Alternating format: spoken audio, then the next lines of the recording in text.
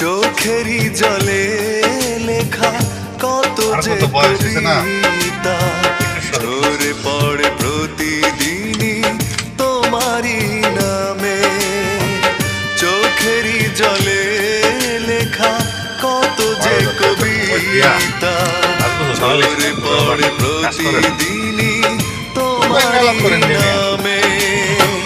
যেদিন চোখের জল শুকিয়ে যাবে মনে রেখো সেদিন আমার মরণ হবে।